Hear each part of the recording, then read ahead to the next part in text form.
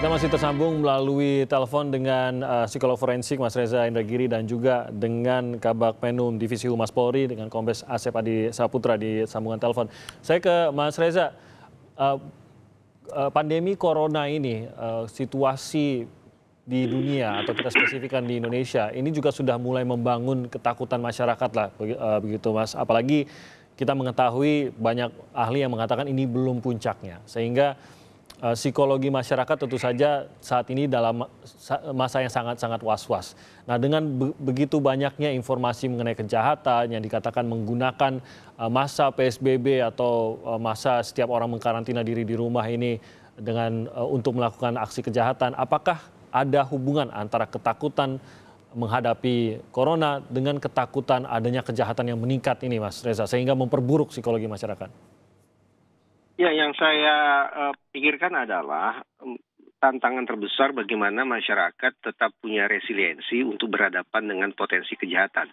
Saya tidak bermaksud untuk mendramatisasi situasi ya, kalimat saya positif. Bagaimana masyarakat tetap membangun resiliensi atau daya lenting mereka untuk berhadapan dengan situasi kejahatan yang boleh jadi berpulang untuk meningkat belakangan ini. Daya lenting atau resiliensi yang saya maksud adalah pertama, bicara tentang relasi atau kepercayaan masyarakat untuk terus melaporkan situasi-situasi yang dianggap rawan kepada pihak kepolisian terutama sekali. Nah, ini berkaitan dengan statistik kejahatan tadi disampaikan oleh Pak Asep di segmen sebelumnya. Kita bersyukurlah bahwa kemudian statistik kejahatan dalam catatan Polri itu menurun. Mari kita urai. Statistik kejahatan itu disusun berdasarkan apa ya? Pertama, disusun berdasarkan temuan dari institusi kepolisian sendiri. Misalnya mereka melakukan cyber patrol, kemudian mereka temukan itu. Yang kedua, statistik itu diisi oleh laporan korban. Yang ketiga, diisi oleh laporan masyarakat yang bukan korban tapi memiliki kepedulian terhadap korban. Nah, ketika kita bicara statistik kejahatan menurun, apakah itu keseluruhan atau tidak? Daya lenting yang saya maksud barusan akan terlihat sekali lagi ketika laporan korban, laporan masyarakat tetap tinggi secara relatif kepada pihak kepolisian ketika mereka berhadapan dengan situasi rawan. Kalau kemudian diterapkan PSBB, sehingga kemudian masyarakat sedikit banyak terkendala untuk melapor kepada polisi. Masyarakat pun demikian pula. Pengalaman mereka menyaksikan peristiwa kejahatan tidak sesering biasanya. Kalau kemudian PSBB tanda petik secara kontraproduktif menghambat masyarakat untuk melapor kepada otoritas penegakan hukum, maka ini bukanlah indikasi dari daya lenting atau resiliensi yang baik. Itu artinya dalam situasi PSBB atau dalam situasi pandemi sekarang, polisi tetap terus menggencarkan komunikasi mereka ke masyarakat, memastikan tersedianya layanan-layanan berbasis online kah, berbasis email kah, berbasis telepon, nomor telepon siaga darurat betul-betul standby 24 jam dan betul-betul direspon. Nah, hal semacam ini yang saya harapkan bisa kemudian tetap mempertahankan daya lenting atau resiliensi masyarakat. Jadi jangan sampai justru ada yang tidak terlaporkan begitu ya? Betul. Nah, itu artinya menjadi penting sekali bagi otoritas kepolisian untuk lebih cermat, lebih seksama lagi dalam memberikan tafsiran terhadap statistik kejahatan yang disebut menurun itu. Apakah statistik kejahatan yang menurun itu memang karena peristiwa kejahatannya yang menurun, atau jangan-jangan dikarenakan masyarakat ataupun korban terkendala untuk melapor pada waktu-waktu belakangan ini? Oke, Pak Asep mungkin mau menjawab hal itu? Ya, baik Mas Timothy. Jadi ada beberapa hal yang disampaikan oleh Mas Reza tadi, bagaimana kami menyusun ya statistik kejahatan itu dalam lingkup kepolisian. Memang kita ada satu istilah dark number ya, jadi angka-angka kejahatan yang tidak dilaporkan ini karena berbagai latar belakang, misalnya keengganan dan sebagainya. Tetapi itu tidak terlalu mempengaruhi terhadap angka kejahatan secara kumulatif.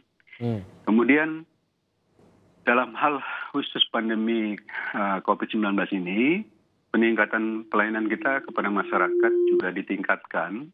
Tadi kita menyiapkan jasa pelayanan secara online untuk yang ingin melaporkan sebuah aksi kejahatan. Kemudian Mas Timothy, sentra-sentra pelayanan kepolisian yang berada di satuan kerja, artinya di wilayah masing-masing itu, kita sudah juga menggunakan protokol COVID-19. Jadi di situ para petugas menggunakan APD, lalu ada physical distancing-nya, lalu kemudian juga ada beberapa prosedur yang kita betul-betul disiplin dalam konteks melaksanakan physical distancing.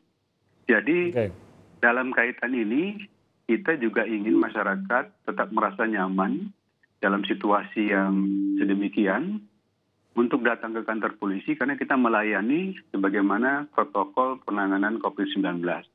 Namun sekali lagi, kita juga saat ini mengedepankan fungsi daripada pelayanan kepada masyarakat secara online. Begitu Mas Timothy. Baik, Pak Asep, kalau kita melihat dari kekhawatiran masyarakat dan mungkin menalar dari apa yang dikhawatirkan di tengah masa PSBB ini adalah tentu saja suasana sebuah kota itu tidak lagi sama. Dan memang ini yang diharapkan lah, suasana yang lebih sepi karena semua orang mengurung diri di rumah masing-masing sehingga tidak harus bertemu agar bisa menjaga social distancing. Nah, sehingga yang dikhawatirkan adalah munculnya daerah-daerah yang lebih sepi, jalanan yang lebih sepi, area-area yang mungkin akhirnya menjadi area yang bagi orang yang ingin merampok ataupun melakukan kejahatan itu menjadi lebih terbuka. Satu, dia boleh menggunakan masker kemanapun, kedua, areanya lebih sepi. Apakah hal ini pantas untuk ditakutkan oleh masyarakat dan bagaimana polisi menjawab hal ini ataupun mengatasi resiko-resiko di tempat-tempat yang secara sengaja memang lebih sepi gitu?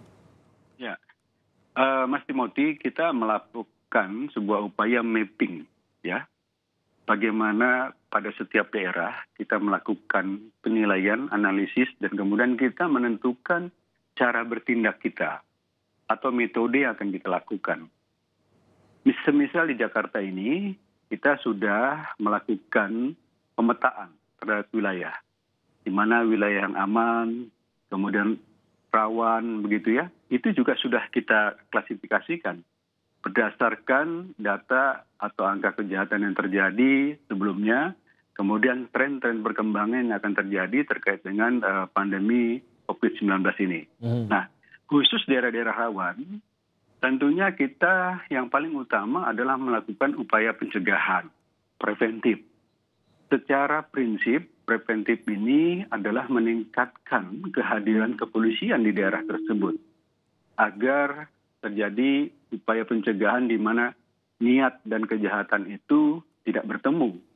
Maaf saya, niat dan kesempatan itu tidak ketemu sehingga kejahatan tidak terjadi. Nah, ini yang kita utamakan. Pada daerah-daerah tertentu juga kita sudah melakukan, kita sudah menyusun sebuah SOP. Kegiatan-kegiatan penegakan hukum kita juga dilakukan secara tegas. Seperti contoh di Jakarta Barat yang lalu, yang tadi ditayangkan di awal, perampokan terhadap sebuah toko emas, dalam waktu cepat, jajaran kepolisian Polres Metro Jakarta Barat telah mengungkap kasus itu, bahkan juga sekaligus menindak tegas. 5 dari tersangka, 3 karena melawan saat hendak ditangkap petugas, maka kemudian dilakukan tindakan tegas dan terukur. Dan kemudian 3 tersangka ini tidak tertolong, meninggal dunia. Yang 2 dilakukan perawatan karena ditembak kakinya dan kemudian saat ini sedang dalam proses recovery. Nah, beberapa tempat yang lain yang dalam situasi yang tidak rawan itu atau aman, kita melakukan upaya-upaya mengedepankan preemptifnya. Kita melakukan himbauan, kita melakukan sebuah pertemuan dengan masyarakat begitu sambang untuk bersama-sama meningkatkan ketahanan masyarakat dalam menghadapi gangguan Kamtibmas. Jadi secara prinsip, Mas, dalam sebuah daerah kita mengcovernya dengan berbagai cara bertindak kepolisian itu berdasarkan hasil pemetaan kita tadi. Jadi ini menjadi sebuah metode khusus pihak kepolisian dalam menangani di masa pandemi COVID-19 ini. Begitu, Mas. Baik, Mas Reza, tadi juga Pak Asep sudah sempat menyebutkan mengenai bahwa salah satu poin kenapa masyarakat juga tampaknya terbangun kekhawatirannya adalah mengenai proses asimilasi dan kembali ke masyarakat dan pembebasan bersyarat 30.000 lebih mereka yang tadinya menjadi tahanan kini di tengah masyarakat. Haruskah hal ini memang menjadi kekhawatiran bagi masyarakat dan bagaimana menurut Anda aparat bisa meyakinkan masyarakat bahwa proses asimilasi mereka akan berjalan dengan lancar tanpa mengganggu? Mengingat ada beberapa berita yang kita baca sudah ada lagi yang dalam tanda kutip kumat begitu Mas, kembali lagi melakukan kejahatan setelah menerima pembebasan tersebut. Ada sejumlah persoalan serius saya pikir yang ada di dalam keputusan Kementerian Hukum dan HAM terkait dengan pembebasan dini sekian puluh ribu narapidana itu. Tapi salah satu yang ingin saya soroti sekarang adalah kegelisahan masyarakat, rasa was-was masyarakat bahwa mereka boleh jadi mengalami viktimisasi dan pelakunya adalah para mantan napi yang melakukan residivisme. Kegelisahan macam itu sesungguhnya beralasan. Kenapa? Karena dari pihak Kementerian Hukum dan HAM sendiri tidak menjelaskan. Sebelum 30-an ribu napi itu dibebaskan, mereka sudah dikenakan risk assessment atau belum? Penakaran resiko atau belum?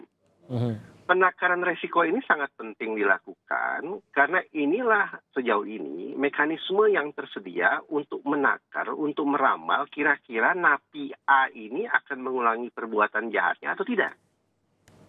Baik itu perbuatan jahat serupa maupun perbuatan jahat jenis lain.